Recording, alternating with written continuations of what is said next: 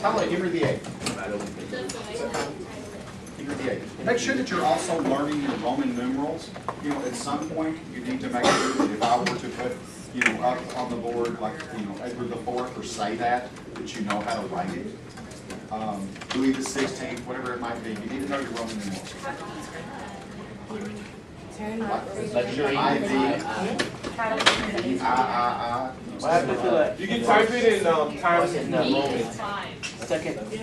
There's a tip, if you forget your Roman numerals, just picture in your mind the box covers for Star Wars episodes. It helps me. Or Super Bowls.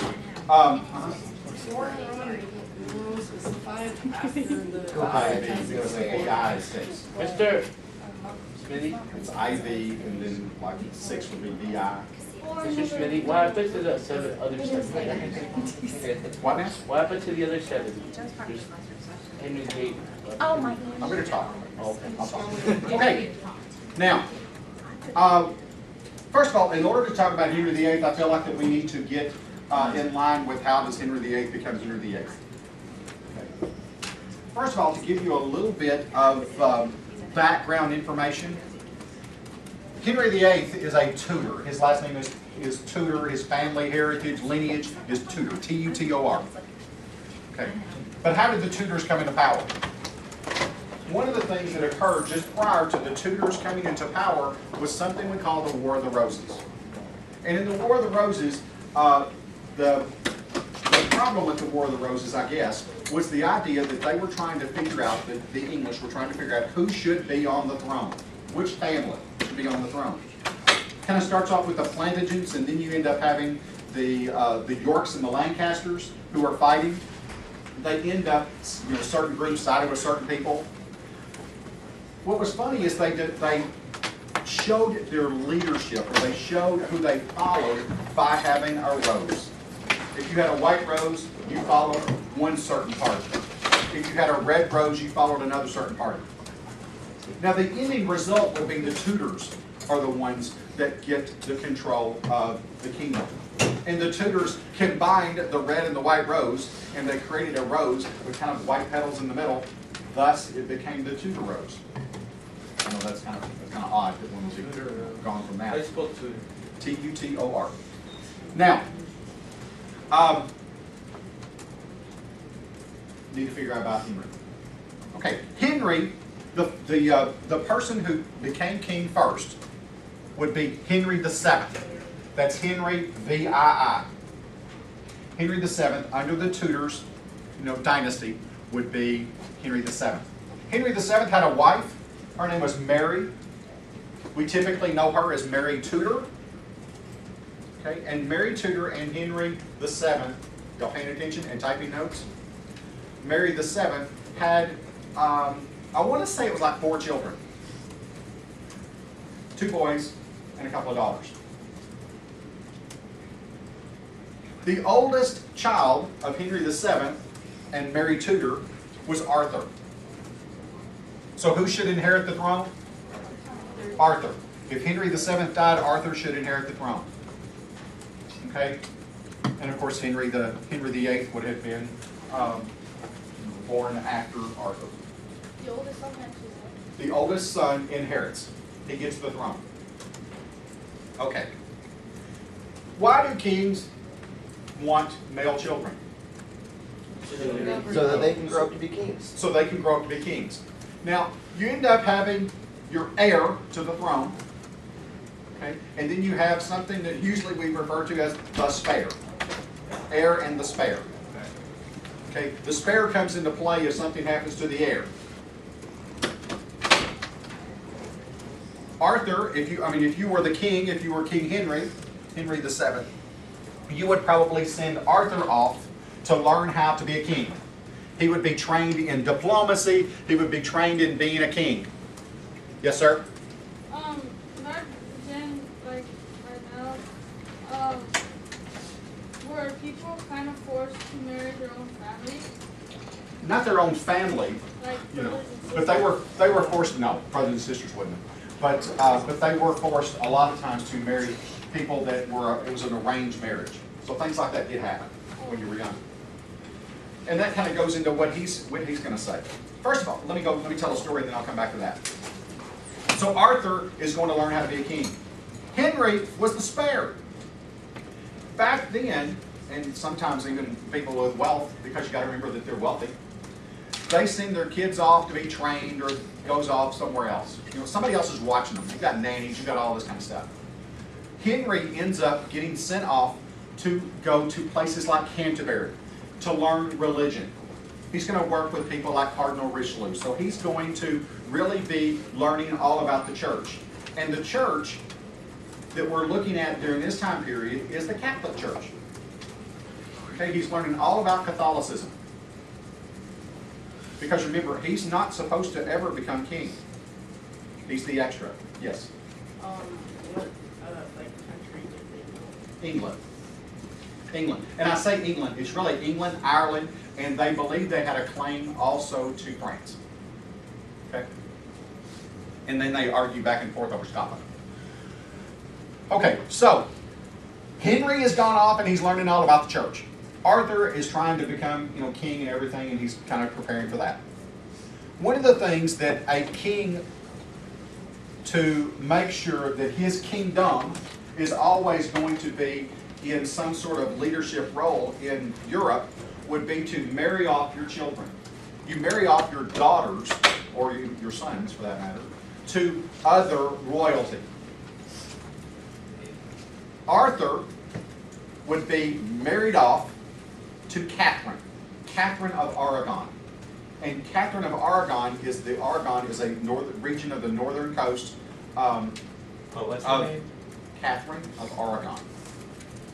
And she would be married to the youngest daughter of Ferdinand and Isabella of Spain. Remember, Ferdinand and Isabella are the ones who helped, support the voyage of Columbus. So they're going to be married. Everything's great, or they are married. Everything's great. And something happened. Arthur died. Oh my God. Okay, Arthur died. So now Henry, who has been trained in the church, ascends to the throne. I'm sorry. Arthur died. Then Henry the VII died. You gotta have the dad to die first. Henry the VII died, so the kingdom never goes to Arthur, it goes to Henry VIII. Okay? So Henry VIII takes over. He wants to marry, because they've fallen in love after, Arthur had died. Henry VIII and Catherine of Aragon fall in love with one another. And they want to be married. Remember, he's trying to marry his sister-in-law. Is this not Arkansas? Telling me. Wants to marry the sister-in-law. Is that not allowed? No, it was not allowed. What? So what he ends up doing was he gets on the phone, or actually sends like a letter, some sort of messenger. He sends it to the Pope, because remember, the Pope is an intermediary. He's serving as an intermediary between the people and God. He sends it to the Pope, and he says, "Hey, I want you to let me marry Catherine of Aragon." He's like, "Okay, that's fine. That's good. That's good. We're reuniting England and Spain kind of together. We're making the government stronger. So that's good." Life goes on. Henry VIII and Catherine of Aragon have a child, and the child is Mary. Mary the First. Sometimes we call her Mary, Queen of Scots. Later on, we'll know her as Bloody Mary. What? Okay. Yeah, that's another story. Okay. But Mary the First. Do not confuse Mary the First with Mary Tudor. Mary Tudor is the wife of Henry the VII, the mother of Henry VIII. Mary the what? Okay, Mary Tudor, but it's confusing. I know it is. You've got Mary Tudor, you've got Mary the First, and Mary the First family is Tudor, so it's kind of confusing. But realize that's the granddaughter and the grandmother. Everything's fine, but uh-oh, she can't have male children. She just can't have it. She can't have any more children. Never has a male child. Yes, ma'am? What was her name? Who was who? Catherine of Aragon. There's notes up here. Just keep following kind of along. What was her name? The Mary Queen of Scots? Mary, Queen of Scots. Mary the First, Mary Queen of Scots, also known as Mary, Queen of Mary. Scots. Now, so she can't have a male child. And actually, we kind of learn later on in life, you know, you kind of learn now that it's the male who determines the sex of the child, not the female. So he would blame, you know, Catherine of Aragon when it's probably his fault. Anyway, something happens. See, queens are royalty. They have an entourage that follows them. A group of, like in her case, she had a group of women. They're called ladies in waiting, or handmaidens, or you know whatever you want to call them. Ladies in waiting, and they were like best buddies. You know, the government or the king would allow all these noble women, noble daughters to come in, you know, and they would help take care of the queen or princess or something like that, and they're like their buddies. Well, there happened to be a lady in waiting called Anne Boleyn. Anne Boleyn was actually from France, okay, and so anyway, she's with them, and you know, she must have been at least interesting, because Henry VIII became infatuated with her. Okay, now kings normally can get anything they want, right? They normally can kind of twist people's minds or whatever. Now remember that he believed in the divine right of kings, that the king was, that God put them in place and that he should have all powers. Well, he wanted Anne Boleyn. Anne Boleyn was kind of smart. You know, later on a song would be named after, not really, but you know, got to have a ring on it. She wasn't going to give anything up unless she became queen. And he really wanted to marry her. Okay? So, Henry VIII. The whole thing's about Henry VIII. Yeah. That's who he wants to marry. Okay, so he was interested in Anne Boleyn. The problem would be that he's already married to Catherine of Aragon, who, you remember, he called the Pope before and got permission to marry her. He ends up sending a note or message to the Pope again. He's like, hey, Pope, I need a divorce. I need to get rid of Catherine of Aragon because I found this hottie. Her name is Anne Boleyn, and I'm really interested in her. And the Pope's also getting some messages like from, say, Catherine of Aragon, who's like, oh, no, I love my husband. Please don't let me get a divorce. I want him. Or maybe even from, you know, the royalty from Spain saying, oh, don't allow this. You know, we've already got our linkage with kingdoms. So the Pope comes back and the Pope's like, no, I'm not going to give you this divorce.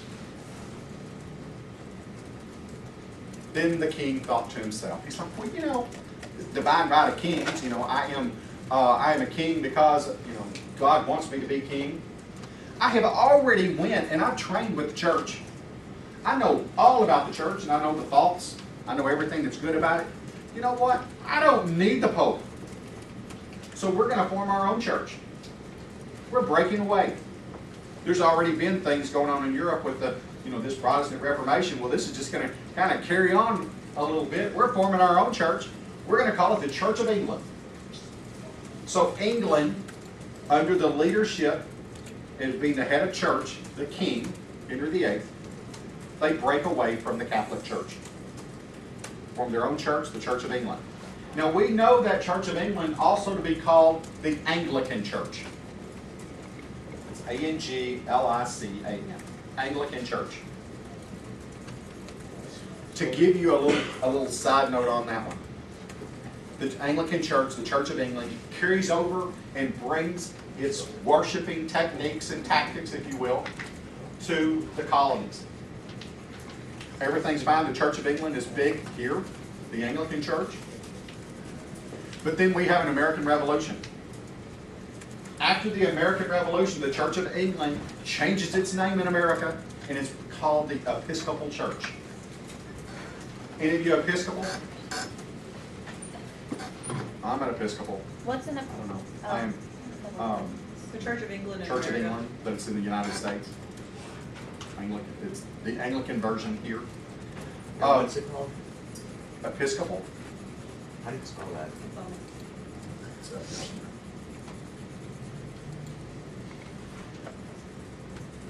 Okay, so So that was this little side note. So he forms his own church. He gets a divorce from Catherine of Aragon. She's still there. She kind of sent off with exile. Mary the First goes with her, of course. That's the dog. Actually, it's kind of funny. She goes for a little bit, and then he brings her back, and he kind of separates them and won't let them even see one another.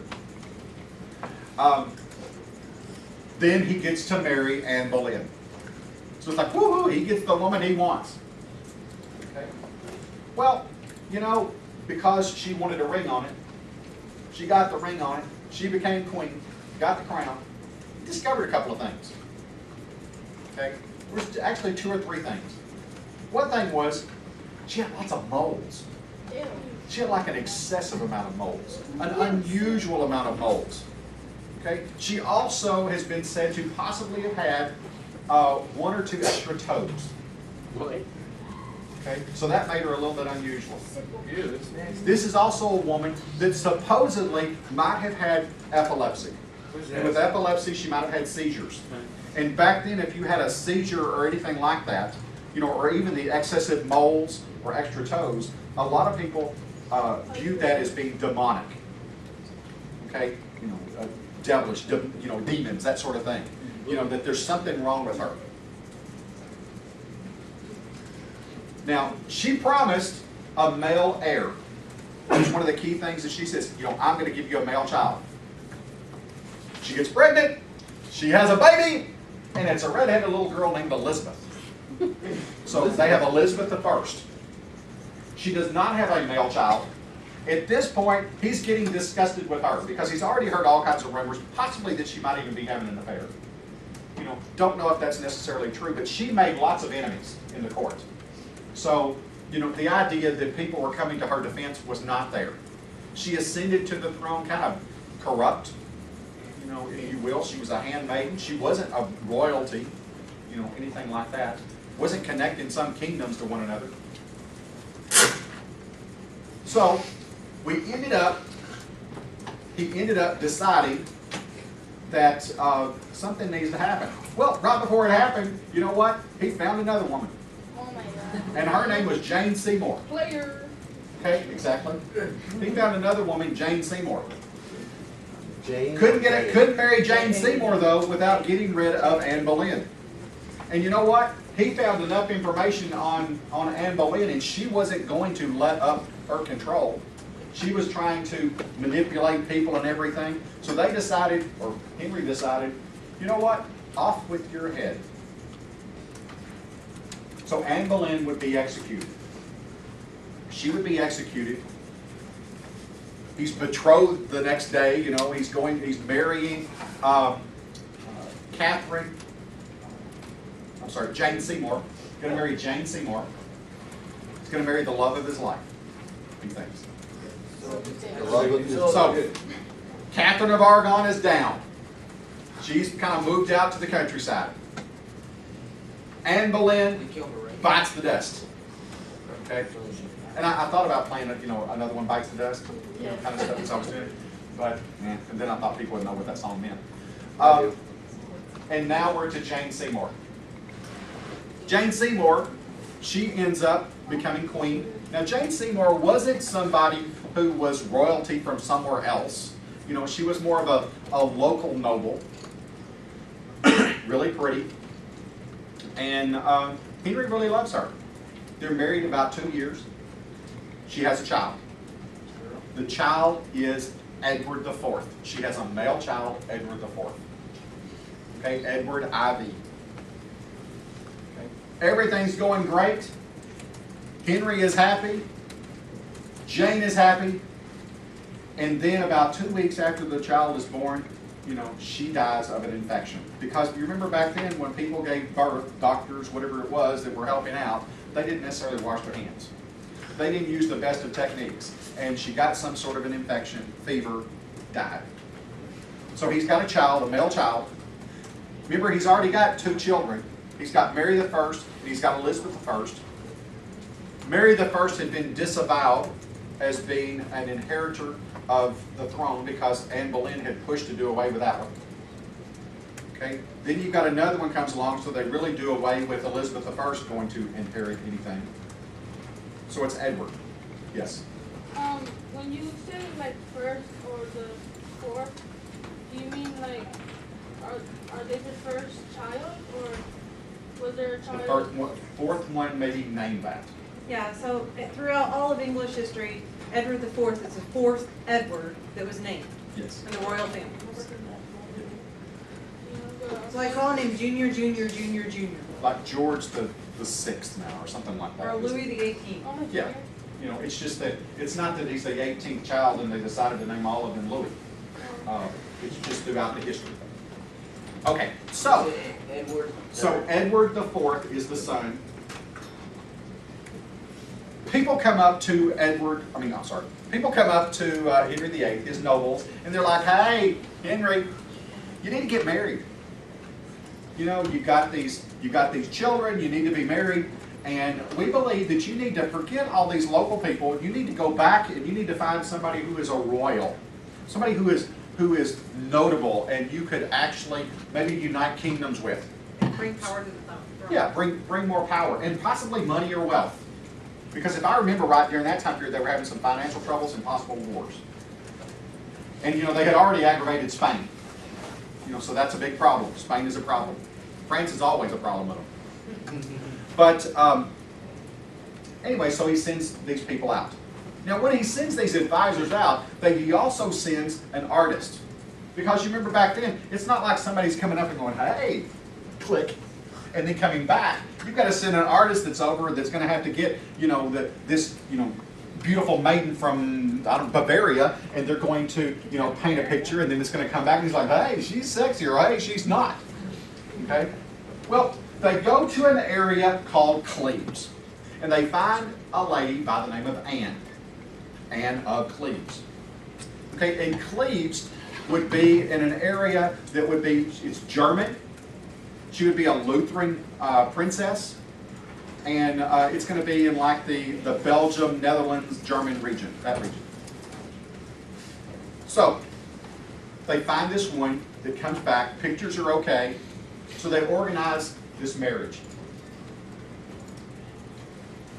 They end up meeting, they end up marrying in January. Now I'm saying, this is my thinking, she must have been partly good looking. Partly okay, at least. And the reason I say that is because he went ahead and married her. Okay? Now, she wasn't the most beautiful thing on earth. Okay? The picture that was done of her was probably, they used some extra, you know, brush strokes or something like that on it. Maybe she wasn't just outstandingly beautiful. But I'm thinking that the biggest reason why he doesn't like her is because she's cold. And I don't mean like her body is cold when you touch her. I'm saying that she didn't care much for Henry. She's not hopping into bed with him. Yeah, she's not hopping into bed with him. She's not wanting to have lots of children with him. She doesn't want to have anything to do with him. I can't blame her though, because at least the rumor is that he bathed once a year. Yeah. He was a rather large man. Yeah. You And what? Once a he year? would wear a new set of clothes and put lots of perfume on, because he'd have a yearly bath and they would like peel the clothes off of him. Can you imagine the stench? I don't want to get that close to him if he didn't bathe but once a year. And they didn't have toilet paper, so he wasn't cleaning himself all that great. I mean, seriously? No. I don't blame her. No. So she didn't want to have much to do with it. So what happens is that he just completely gets disgusted with her. You know, refers to her basically as a horse. You know, that kind of stuff. You know, she's just as ugly as a horse. And the guy who did the picture, that made the picture look good, he executed him. You know, does away with that particular person. And he annuls the marriage, or he does away with the marriage, divorce. So they're married from January to July. Okay, once rid of her. Now she can't. You want to talk? But she's nice. But she's a nice person. The kids love her. I mean, the kids actually, I mean, she loved the kids and the kids loved her. That was her thing. She loved it. And it wasn't that she necessarily disliked him. She just didn't want to be his queen. You know, that, I mean, but she couldn't go back. Think about that. The idea of a woman who was a queen not going to go back home. You know, And you're going to think, hey, she's been used by the king, you know, that sort of thing. So she stayed there. What he did was he annuls the marriage, divorce, you know, in essence, in that part. He declares that she's a sister. She's a sister. Which, when you think about all that, that's kind of sick too. So, so anyway, he claims her a sister, and he falls in love with a cousin of Anne Boleyn. And this person was called Catherine Howard. Catherine Howard, remember he had the cold person before, Anna Cleves? Catherine Howard, she was a party girl. Let me tell you, this girl had been around. She knew her way around the world, if you know what I mean. Okay? And anyway, she was popular. They get married, he's all happy, everything like that, and then come to find out she's having an affair with possibly a couple of guys, one of them even being her cousin. They take these guys, they take them to, you know, to torture chambers, if you will. They want to get information from them. They admit that, you know, she is corrupt, and then boom, off with her head and their heads too. You know, so she loses her head. Then he falls in love with another woman. What was her name? That one that I just mentioned. Catherine Howard. Catherine with a K, Howard. Then he falls in love with Catherine with a K, Parr. Catherine, P-A-R-R. It was best to be Catherine with And so he marries Catherine Parr. Catherine Parr was a nice lady. She ended up bringing the children all back in. The idea that the children could all inherit, you know, she talked him into bringing them back under, you know, the inheritance part. And the thing that was interesting about her is she survived him. Because, see, Henry got an infection on his leg. And this infection they treated with things like mercury that, you know, over time will poison you, give you mercury poisoning. They would also use leeches to, you know, to bleed somebody. Sometimes the treatments that were given to you actually killed the individuals. So he had lots of, you know, infection, of abscessed leg. And he would end up dying. He already was kind of crazy anyway. Possibly had syphilis, a sexually transmitted disease. Dude. They came from the Native Americans in the U.S. Yeah, with the Columbian exchange we had, they ended up giving, you know, the Europeans took smallpox over to the Americas, gave it to the Indians gave syphilis, and it went back to Europe.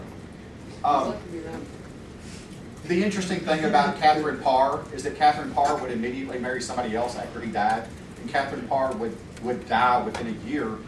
She has childbirth, or she's having a child, and the child, I think, is too big. Yeah, it's too big and it gets stuck and she bleeds to death. Kills the child and her. So he dies? So he died. You have a question? Isn't there like a rhyme behind it? A what? A rhyme behind like his five I'm lines? Henry VIII, I am. Henry VIII, I am, I am. I married the widow next door. She'd been married 10 times before. Yeah. What? Yeah. It's gonna be eight. It's talking about Anne Boleyn is the widow next door. It's talking about Anne Boleyn. The thing that happens after he dies, of course, it goes to the first male heir. The male heir would be Edward IV. Edward IV becomes king. Edward IV is very young. Edward IV had been sheltered most of his life to the point where they didn't want him to go outside. They didn't want him to be exposed to people because they were afraid that he would die. And the result being that they probably caused him to have a weak immune system, and he ends up dying. Okay? So he never does have children or ever marry. So he ends up dying. Edward IV dies. Mary I comes to the throne. Mary I would be Mary, Queen of Scots also. She's kind of known for that. Remember that her mother was Catherine of Aragon? And I'm going to tell this story again.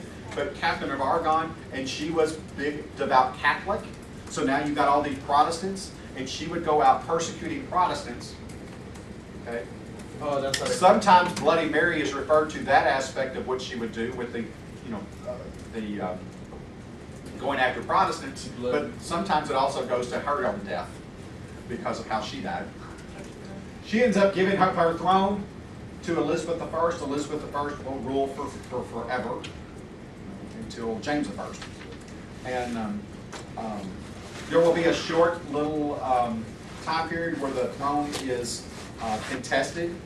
A lady by the name of Jane Grey will be put into possible, having the throne. She will be ousted in like a week. So I'll tell you those other stories later. But for right now, who was the first wife? Catherine of Aragon. Catherine of Aragon has one child, and her name is Mary the First. Divorces her, marries who? Anne Boleyn. Anne Boleyn. Anne Boleyn has a child named Elizabeth. the First. Okay, everything seems to be going fine, but then Anne Boleyn gets what? She gets beheaded. She's ugly. Who's the next woman? Jane Seymour. Jane Seymour has a child? Edward the Fourth. Edward the Fourth. Jane Seymour dies after childbirth. Who comes next? Catherine. No. Anne of Cleves. Anne of Cleves. Anne of Cleves has a problem. What's her problem? Roles. No, she don't want to have anything to She do doesn't with want anything to do with Well, it. and we'll just say she's ugly. We'll just use it like that. She's not the prettiest. No. Maybe cold. And he does away with her. Then he marries Catherine Howard. Catherine Howard was a party girl, and she must have partied too much because she ended up losing her head, right? Yeah. Okay, who's next? Catherine Parr. Catherine Parr. Okay, Catherine Parr, she outlives Henry, right? Because he dies. But does she live a long life? No. No, she doesn't live a long life. Yeah. Who follows the throne behind Henry VIII? Edward the Fourth. What happens to Edward the Fourth? He dies. He dies. Who's next? Mary. Mary, Queen of Scots. She ends up giving up the throne to Elizabeth. Elizabeth the First. Elizabeth the First will be probably the biggest lineage of the Tudor family. She will do more for that dynasty. And so she gives Okay. it to. Question? I have a question. Is there a connection between Elizabeth and the Elizabeth II? No. No. right now, The Elizabeth II that's in power right now, she's a Windsor. Wait, Elizabeth all this, the 6 wives of Henry look all the same. Well, that's because the artist So, who's doing that. Yeah. You gonna play the video for him? Yep.